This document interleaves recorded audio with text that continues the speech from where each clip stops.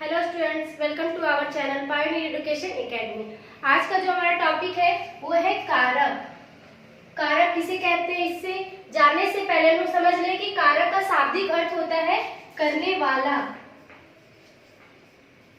कारक का शाब्दिक अर्थ होता है करने वाला। अर्थात हम अपने दिनचर्या में बहुत से वाक्य का यूज करते हैं, वाक्य बोलते हैं, और वो जब तक वाक्य में कारक चिन्ह न हो तब तक वो वाक्य अधूरा होता है। अर्थात आइए देखते हैं कारक किसे कहते हैं। जो शब्द कर्ता, कर्म और क्रिया, कर्ता कर्म क्रिया से संबंध जोड़ता है उसे हम कारक चिन्ह कहते हैं। जैसे एक मैं यहाँ पे वाक्य लिख रही हूं, राम रावण मारा। राम रावण मारा, जिसमें क्या है, राम क्या हुआ, कर्ता हुआ, रावण क्या हुआ, कर्म हुआ, तथा मारा ये क्या है, क्रिया है। मैं यहाँ पे बोल रही हूँ राम रावण मारा, क्या ये वाक्य सही है? ये वाक्य पूरा लग रहा है? नहीं, क्योंकि इसमें कारक चिन्ह नहीं है। और कारक किसे कहते हैं? जो कर्ता कर्म और क्रिया को आपस में जोड़ता है, उसे संबंध बनाता है, जिसे हम कारक चिन्ह कहते हैं, कारक कहते हैं। जैसे राम ने रावण को मारा, तो ने और को हमारा क्या हुआ, कारक हुआ, जो ये तीनों को आपस में जोड़ता है, वाक्य को पूरा करता है, ये हमारा कारक है। अब कारक के भी अलग अलग भेद हैं। कारक के 8 भेद हैं। कौन कौन से, आइए देखते हैं। पहला हमारा है कर्ता, और प्रत्येक कारक के अपने अपने चिन्ह होते हैं। कर्ता का चिन्ह, जो कारक चिन्ह होता है, वो होता है ने। दूसरा कर्म को, कर्ता ने कर्म को करण से के द्वारा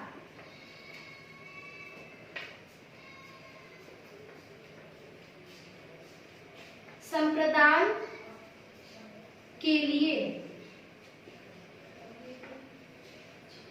संप्रदान का के लिए,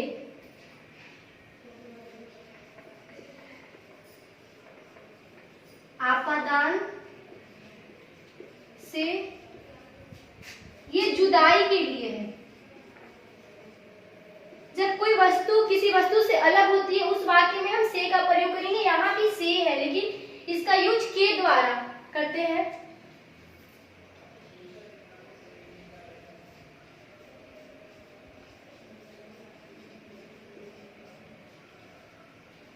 अधिकरण में, पर, संबंध,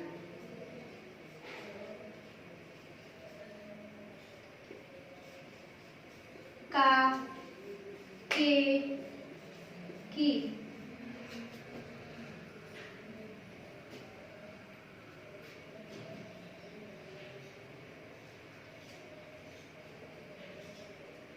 सॉरी, यहाँ पे पहले आपादान से जुदाई, संबंध,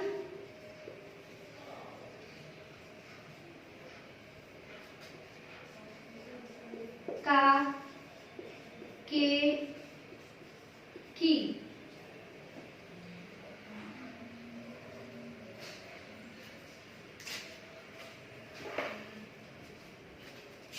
अधिकरण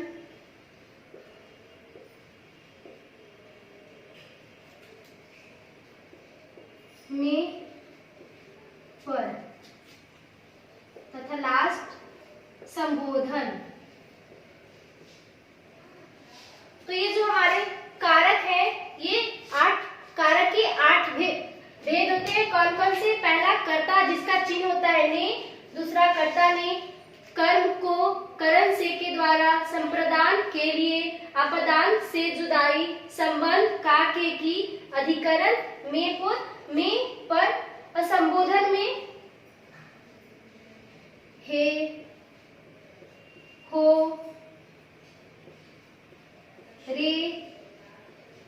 अरे। ये हमारे 8 कारक चिन्ह हो गए। अब हम प्रत्येक का एक एक करके देखेंगे कि कारक चिन्ह किस वाक्य में कौन सी कारक चिन्ह को लगाते हैं। तो सबसे पहले हम लोग देखेंगे कर्ता। कर्ता क्या है? तो जिस संज्ञा या सर्वनाम के रूप में कर्ता का कर्म पे प्रभाव पड़ता है उसे हम कर्ता कारक कहते हैं। जैसे परिभाषा क्या बोल रहा है कर्ता का कि संज्ञा सर्वनाम के उस रूप को जिससे क्रिया के करने वाले का बोध होता है उसे हम कर्ता कारक कहते हैं। जैसे क्या बोल रहा है? करने वाले का बोध होता है। एग्जाम्पल देखेंगे। पूजा ने पत्र लिखा। पूजा ने पत्र लिखा। तो ने हमारा कौन सा कारक हो गया? कर्ता कारक। इसका पहचान क्या है? क्योंकि इसके चिन्ह ने लगा हुआ है। दूसरा देख लेते हैं। बालक पुस्तक पढ़ा। बालक पुस्तक पढ़ा। यहाँ पे आप देख रहे हैं कि कोई भी कारक चिन्ह नहीं है, लेकिन ऐसा नहीं है, इसमें कारक चिन्ह होता है जो आपस में ये वाक्य में छिपा हुआ है। मैं यहाँ बोल रही हूँ कि बालक पुस्तक पढ़ा। बालक पुस्तक पढ़ा या बालक ने पुस्तक पढ़ा, बात सेम है। मैं बोलूँ बालक पुस्तक पढ़ा या बालक ने पुस्तक पढ़ा, इसमें भी जो कारक चिन्ह है वो ने छिपा हुआ है। तो ये हमारा हो गया कर्ता कारक, इसके चिन्ह ने होता है। अब दूसरा देखते हैं। दूसरा क्या है? कर्म कारक। जिस शब्द पर क्रिया के कार्य का प्रभाव पड़े, जिस शब्द पर क्रिया के कार्य का प्रभाव पड़े उसे हम कर्ता कारक कर्म कारक कहते हैं, जिसका चिन्ह को होता है। आइए एग्जाम्पल से देखते हैं।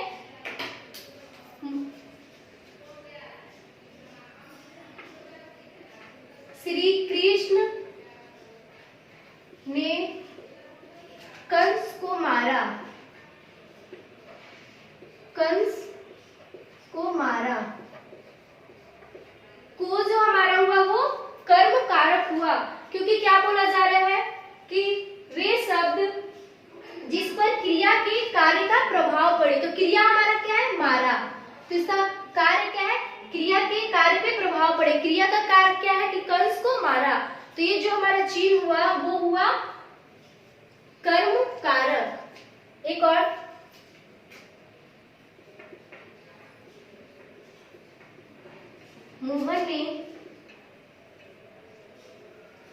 मोहन शरबत पिया।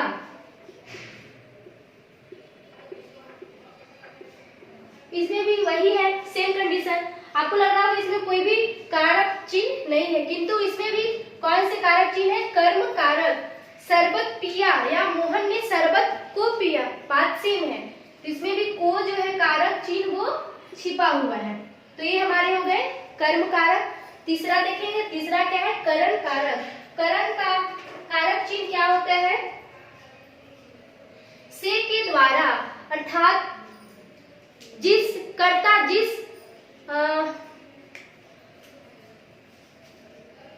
जिस साधन के द्वारा अपने कार्य को करता है उसे हम करण कारक कहते हैं, जिसका अर्थ होता है से। यहाँ पे दिया हुआ है के द्वारा, जिस साधन के द्वारा वो अपने कार्य को करता है उसे हम करण कारक कहते हैं। जैसे एग्जाम्पल से देखते हैं। मैं कलम से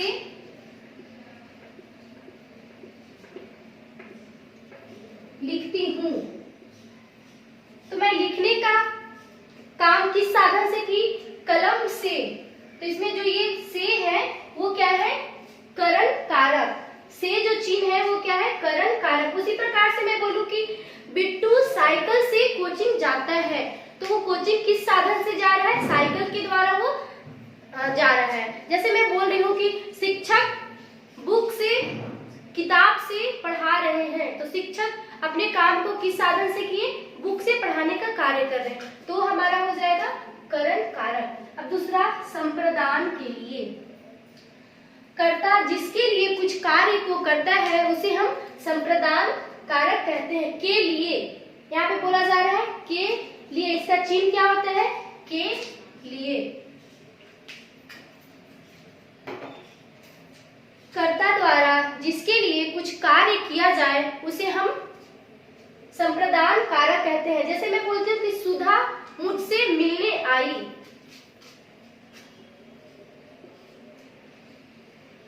सुधा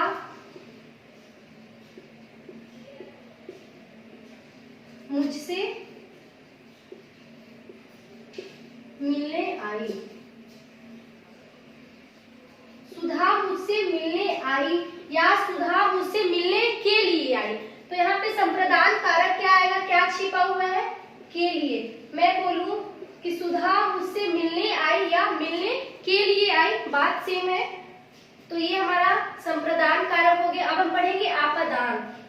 तो जिस संज्ञा से किसी दूसरे वस्तु का किसी वस्तु से अलगाव होता है उसे हम आपादान कारक कहते हैं। जुदाई, एक वस्तु का दूसरे वस्तु से जुदाई यानी कि अलगाव होता है उसे हम आपादान कारक कहते हैं। जैसे देखते हैं एग्जांपल से,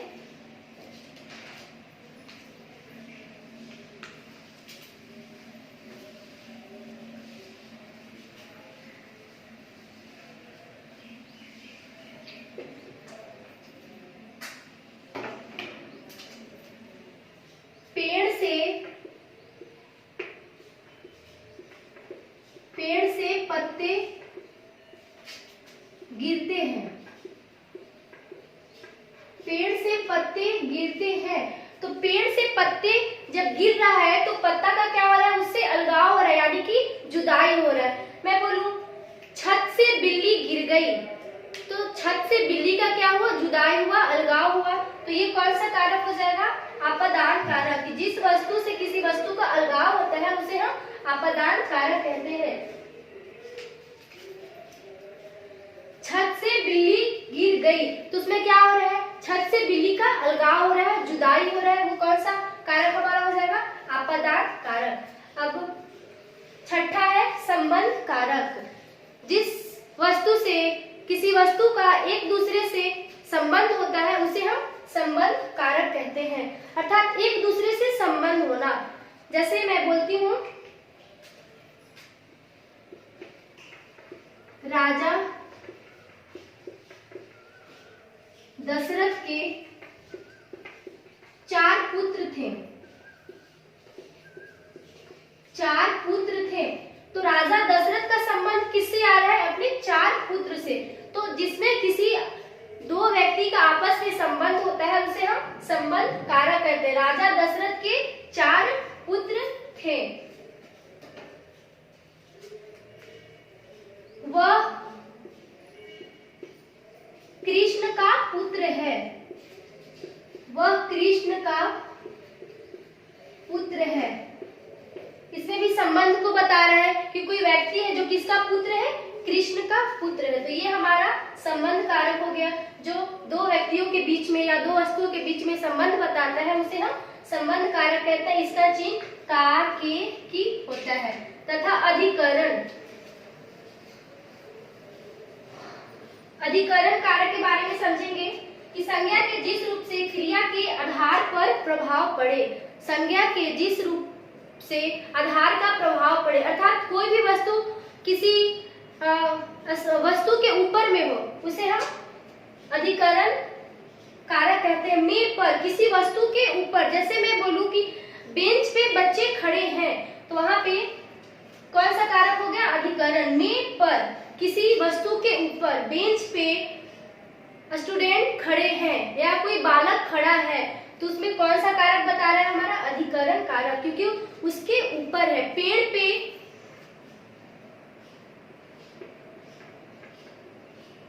पर राहुल बैठा है, बैठा है। तो किस पे बैठा है? पेड़ पर बैठा है। में पर। दूसरा, सीता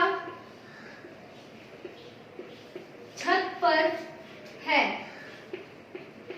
सीता किस चीज पे है? छत पर है, यानी कि छत के ऊपर है। तो ये हमारा हो गया अधिकरण कारक जिसका चिन्ह होता है में पर। अब लास्ट हमारा है संबोधन। संबोधन का कारक चिन्ह होता है हे, हो, रे, अरे। हे, हो, रे, अरे। संज्ञा के जिस रूप से किसी को पुकारने या बुलाने का बोध होता है उसे हम संबोधन कारक कहते हैं। जैसे आप किसी से मिलते होंगे तो बोलते हैं हे राहुल कैसे हो, तो वहां पे हम किसी को पुकारने का या उससे बात करने का बोध कराते हैं, उसे हम संबोधन कारक कहते हैं। इसका चिन्ह क्या होता है? हे, हो, रे, अरे। जैसे मैं बोलूं हे राहुल कैसे हो, कैसे हो, तो ये हमारा कौन सा कारक हो गया? संबोधन कारक। एक और देख लेते हैं। अरे बच्चों,